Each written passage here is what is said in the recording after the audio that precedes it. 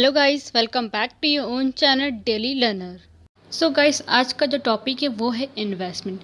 Investment क्या होता है, क्यों दुनिया के सबसे अमीर लोग इसमें इन्वेस्टमेंट करते हैं, इन्वेस्टमेंट करना क्यों हमारे लिए इम्पॉर्टेंट होता है और कहाँ पे हमें इन्वेस्टमेंट करना हमारे लिए बेस्ट होता है। गाइस, ये सारे क्वेश्चन के जवाब आपको आज की वीडियो में मिलेंगे। गाइस, वीडियो को शुरू से लेकर एंड तक देखना, जिसमें आपके सारे डाउट क्लियर हो जाएंगे। एंड गाइस, अगर आप चैनल पर नए हैं प्लीज़ चैनल को सब्सक्राइब कर देना, साथ में बेल आइकन को प्रेस कर देना, जिससे आपको डेली अपडेट मिलते रहेंगे मेरे वीडियोज़ के।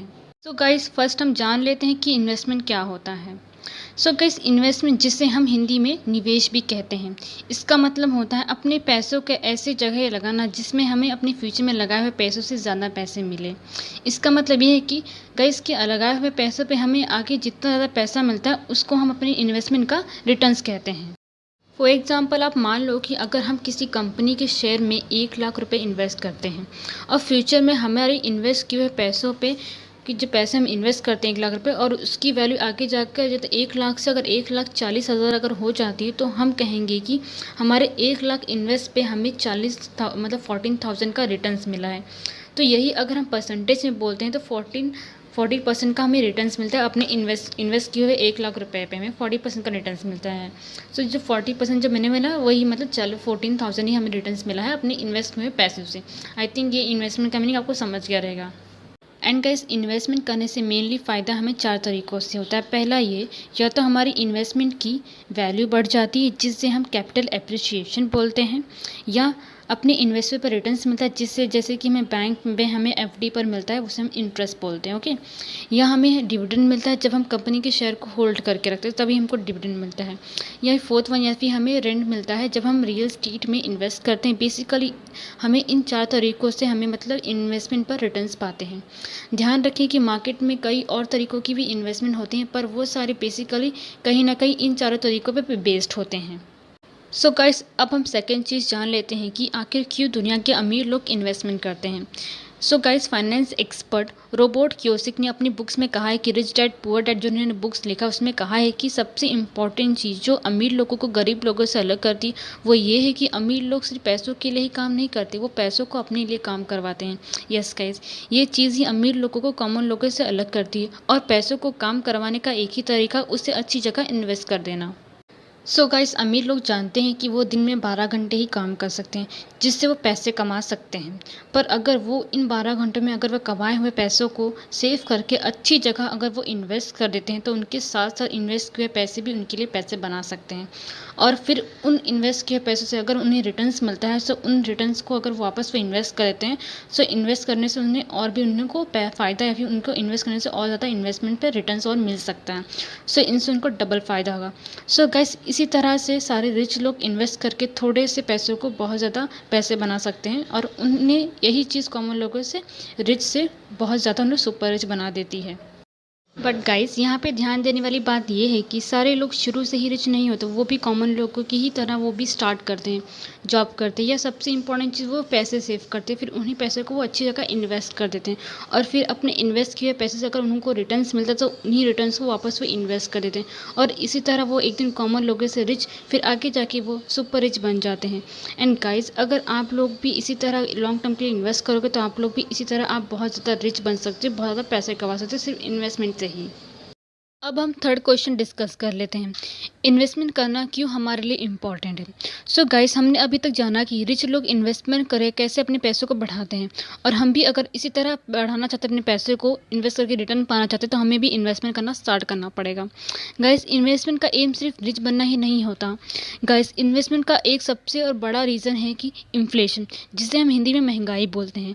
एंड गाइस, पहले का जो एक प्लेट खाना आता था वो 20 रुपये में आ जाता था, अभी वही खाना मतलब 80 रुपये में आता है। इसका मतलब क्या है? इसका मतलब ये है कि 80 रुपये जो है वो 20 के बराबर है। यस गाइस, इन्फ्लेशन इसी तरह पैसों की वैल्यू को कम कर देता है।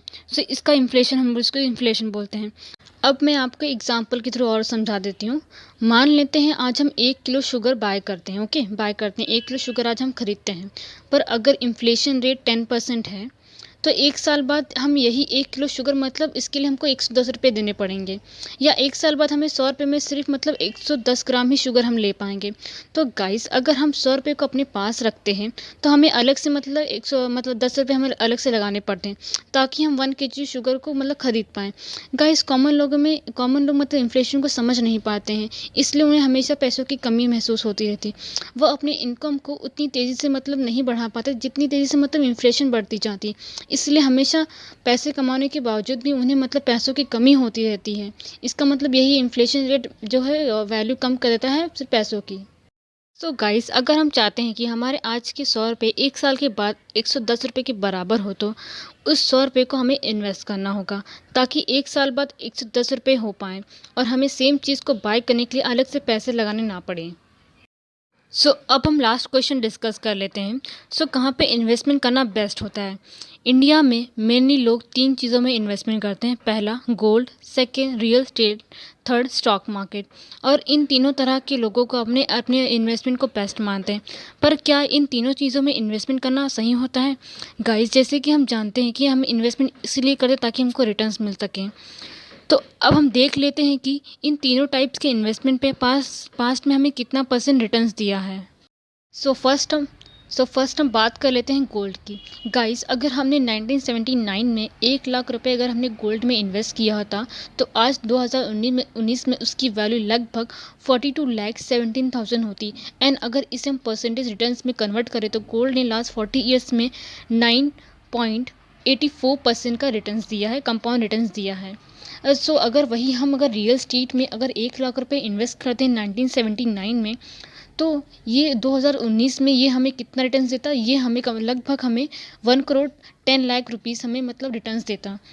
एंड अगर इसे परसेंटेज रिटर्न्स में अगर कन्वर्ट करते हैं, तो लास्ट 40 ईयर्स में रियल एस्टेट ने हमें 12.47% का कंपाउंड रिटर्न्स दिया है। वही अगर हम 1 लाख रुपए अगर स्टॉक मार्केट में इन्वेस्ट करते हैं, एंड 1979 में अगर 1 लाख रुपए का इन्वेस्ट करते हैं स्टॉक मार्केट में, तो 2019 में उसकी वैल्यू लगभग 3 करोड़ 76 लाख रुपीज़ होती है। अगर वही इसे हम अगर परसेंटेज रिटर्न्स में कन्वर्ट करें, तो इसने हमें लास्ट 40 ईयर्स में 16.60% का कंपाउंड रिटर्न्स दिया है। एंड गाइस ये जो रिटर्न्स आप देख रहे हैं, ये जो रिटर्न्स आपको दिख रहा है, ये सिर्फ सेंसेक्स का रिटर्न्स है, जिसकी वैल्यू 1979 में 100 रुपीज़ थी। आज इसकी जो वैल्यू है वो 37,000 तक पहुंच चुका है। आपको सेंसेक्स के बारे में या नहीं पता है, या फिर निफ्टी के बारे में नहीं पता, तो इसके ऊपर मैंने लास्ट वीडियो में मैंने बनाया था कि निफ्टी और सेंसेक्स क्या होता है, एग्जाम्पल के साथ ही मैंने इसको समझाया कैसे कैलकुलेशन होता है। इसका जो लिंक आपको डिस्क्रिप्शन में मिल जाएगा, आप जाके देख सकते हैं। पर अगर हम एक और चीज़ डिस्कस कर लेते हैं, अगर हम जो 1980s में अगर 1 लाख रुपये सीधा अगर हमने विप्रो कंपनी में अगर हमने डाल दिया होता, तो गाइस आपके बता सकते हैं कि इसकी वैल्यू आज कितनी होती? सोचिए, 10 करोड़ होती? नहीं। 100 करोड़? नहीं। 500 करोड़? नहीं। इसकी जो वैल्यू आज होती वो होती 5,000 रुपये करोड़, मतलब इसकी जो वैल्यू होती। यस गाइस, शेयर मार्केट में अच्छी कंपनी में इन्वेस्ट करके इतना ज़्यादा रिटर्न्स आपको मिल सकता है। अगर गाइस हमें अगर लॉन्ग टर्म के लिए अगर इन्वेस्ट करना है, तो इन्वेस्टमेंट के लिए जो बेस्ट प्लेस वो शेयर मार्केट बेस्ट प्लेस है इन्वेस्टमेंट के लिए, जहाँ पे आपको ज़्यादा रिटर्न्स मिल सकता है। तो शेयर मार्केट जो है बेस्ट प्लेस है। गाइज आई थिंक आपको सारी चीज़ों को समझ के थी कि इन्वेस्टमेंट क्या है, इसकी इंपॉर्टेंस क्या है, क्यों रिच लोग इसमें इन्वेस्टमेंट करते हैं, क्या इंपॉर्टेंस है इसकी। आई थिंक आपके जितने भी डाउट्स है वो क्लियर आउट हो चुके हैं। Guys thank you so much कि आपने शुरू से लेकर एंड तक आपने वीडियो देखा। गाइज अगर आपने अभी तक चैनल को सब्सक्राइब नहीं किया है, तो सब्सक्राइब कर दें, इससे आपको डेली अपडेट मिलते रहेंगे मेरी वीडियोज़ के।